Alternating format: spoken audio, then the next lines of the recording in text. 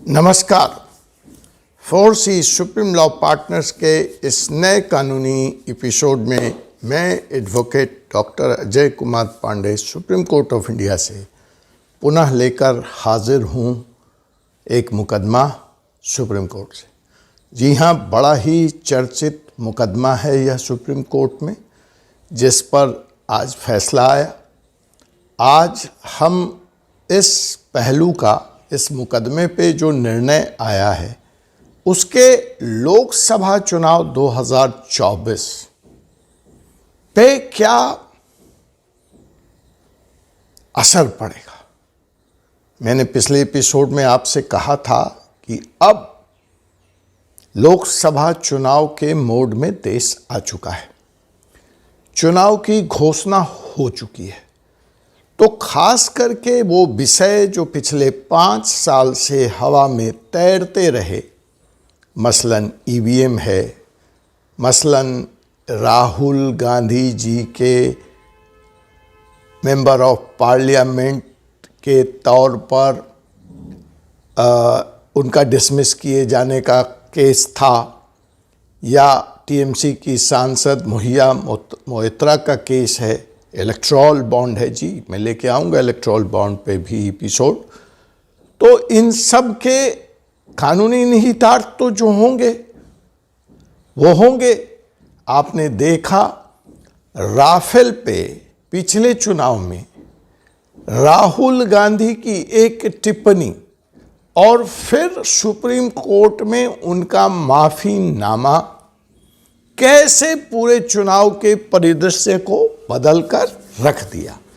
तो अब जो हमारा 2 महीने में आपके साथ जुड़ने का, बातचीत का प्रयास होगा, तो हमको इन कानूनों के कानूनी नज़र से दूरगामी परिणाम के साथ साथ राजनीतिक परिणाम भी समझने होंगे, देखने होंगे। जो आरोप एक दूसरे की तरफ से लगता है, जजेज की निष्पक्षता पर, सुप्रीम कोर्ट की निष्पक्षता पर, उनको भी समझना होगा। और इससे प्रभावित होकर जो भी नई सरकार का गठन होगा, स्वाभाविक तौर पर जो नया संसद बनेगा, आखिर कानून बनाने की जिम्मेवारी तो उस संसद की ही है। तो क्या ये कानून वहां बदले जाएंगे? क्या ये पीएमएलए का कानून और कड़ा होगा, या इसमें बिल का प्रावधान आएगा? क्या ईवीएम को लेकर जो बातें हो रही हैं वह उसी दिशा में आगे बढ़ेंगी, या उसमें कोई रद्दोबदल, या इलेक्टोरल बॉन्ड का विषय है, या इलेक्शन कमिश्नर की अपॉइंटमेंट का सवाल है, या फिर वन नेशन वन इलेक्शन का सवाल है? तो आप देखिए ये कानून और राजनीति कैसे इस लोकसभा चुनाव के मोड में एक दूसरे को इंटरसेक्ट करेगी, प्रभावित करेगी, जनता के विचार और वोटिंग पैटर्न को डिसाइड करेगी। इन सब पे अगर हम कानून के साथ साथ बात न करें तो शायद यह बहस अधूरी रह जाएगी। भाषण लंबा हो गया। मूल बात यह है कि आप चैनल को सब्सक्राइब कर लें। आज पहला एपिसोड है इस तरह का, इसलिए आपको मैंने कंटेक्स्ट सेट कर दिया, बता दिया कि अब हमारा प्रयास इस 2 महीनों में किस तरह का होगा, ताकि आपको कानून के साथ साथ राजनीति के पीछे की बातें, कानून कैसे राजनीति को प्रभावित करता है, आने वाली सरकार को प्रभावित करता है, जनता के वोटिंग पैटर्न को प्रभावित करने जा रहा है, इन सब को जोड़कर हम देखेंगे इस लॉ के channel 4C supreme law partners पर। अगर आपने अभी तक हमारे चैनल को सब्सक्राइब नहीं किया है तो आप सब्सक्राइब कर लें, वरना आप बहुत ही गर्मा गर्म डेवलपमेंट और बहस से वंचित रह जाएंगे। बेल नोटिफिकेशन बटन को दबा दें। नई श्रृंखला कानून और राजनीति की आज हम शुरुआत कर रहे हैं। तो आइए आज का मुकदमा शुरू करते हैं। आज का यह मुकदमा था सत्येंद्र जैन। जी हाँ, वही सत्येंद्र जैन, दिल्ली के जाने माने नेता, आपके विश्वस्त नेता अरविंद केजरीवाल जी के एक स्ट्रॉन्ग विकेट, एक पिलर, और दिल्ली के हेल्थ मिनिस्टर के पद पर सुशोभित सत्येंद्र जैन जी। तो जनाब, जैसा कि अब तक आपने खबरों में देखा होगा, सुना होगा कि सत्येंद्र जैन जी का जो बेल प्ली था, जो रेगुलर बेल की अर्जी उन्होंने दिल्ली हाई कोर्ट के फैसले के खिलाफ लगाई थी, आज सुप्रीम कोर्ट ने उसको रद्द कर दी। सुप्रीम कोर्ट ने न सिर्फ उनके इस बेल एप्लीकेशन को रद्द किया, बल्कि उनको घंटे भर की भी मोहलत देने से इनकार कर दिया। उनके वकील सुप्रीम कोर्ट में विनती करते रह गए कि उनकी कुछ थेरेपी चल रही है, कुछ उनका इलाज चल रहा है, उनको कुछ समय की मोहलत दे दी जाए, लेकिन सुप्रीम कोर्ट ने इससे इनकार कर दिया। चलते चलते आपको बता दें कि सत्येंद्र जैन जी बाथरूम में गिर जाने के कारण उनको चोट लगी थी, और चोट लगने के बाद उनका स्पाइन का ऑपरेशन हुआ था, और तब से लेकर आज तक वो मेडिकल ग्राउंड पर इंटरिम बेल पे थे। लेकिन इंटरिम बेल की उनकी अवधि समाप्त हो गई थी और उन्होंने सुप्रीम कोर्ट में एक रेगुलर बेल की एप्लीकेशन लगाई थी। रेगुलर बेल की एप्लीकेशन रिजेक्ट हुई ही, उनकी जो इंटरिम बेल थी उसकी अवधि समाप्त थी, और चूंकि यह जमानत जो रेगुलर मांगी गई थी वो रिजेक्ट हो गई, तो कानूनी तौर पर सुप्रीम कोर्ट ने उनको बिना किसी मोहलत के आज ही सरेंडर करने को कहा है। यह दिगर बात है कि उनके वकीलों ने मेडिकल कंडीशन का हवाला दिया।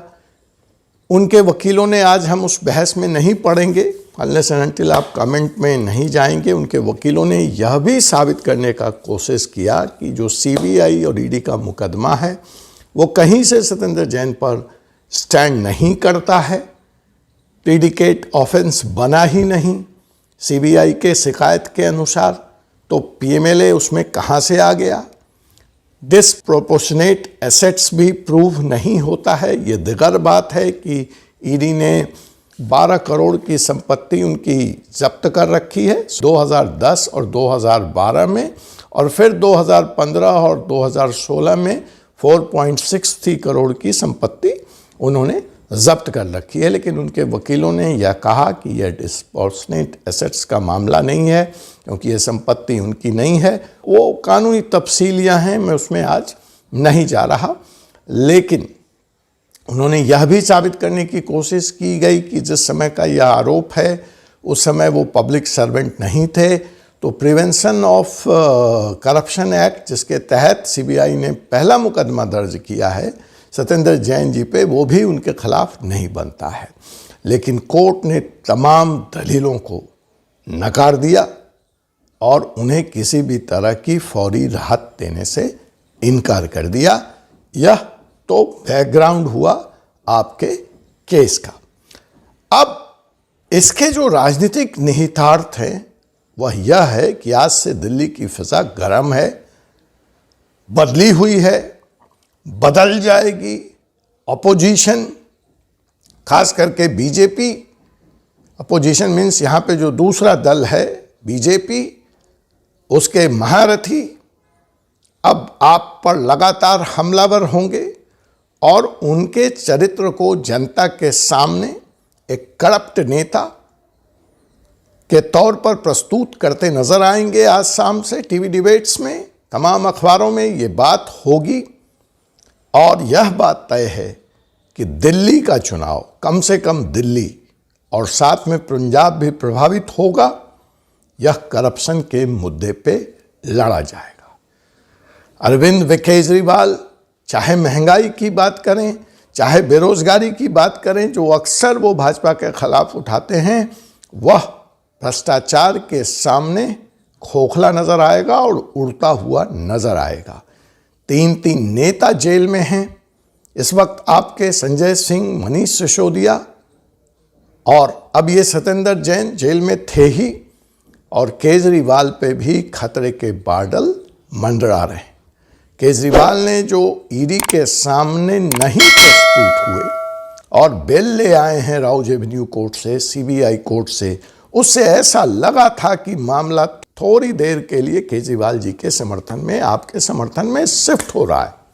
लेकिन आज जब सुप्रीम कोर्ट का यह फैसला आया है तो पुनः बाजी पलटती हुई नजर आ रही है। और मुझे पूरा यकीन है कि जो राउज एवेन्यू में सीबीआई ने तत्काल राहत अरविंद केजरीवाल जी को दी है, वह क्षणिक है, वो रहने नहीं जा रही है। ईडी स्वाभाविक तौर पर इसको दिल्ली हाई कोर्ट में चैलेंज करेगी। वैसे भी ईडी इस मामले में कह चुकी है कि अरविंद केजरीवाल के खिलाफ एक और मामला है जहां उनको बेल नहीं मिला है।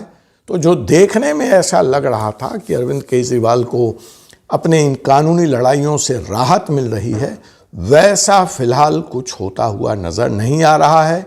और एक्साइज पॉलिसी घोटाला, मनी लॉन्ड्रिंग एक्ट, इसमें आपके नेताओं की संलिप्तता, उधर आंध्र प्रदेश से, उधर तेलंगाना से भी कई नेताओं को पकड़कर ईडी और सीबीआई दिल्ली ले आए हैं।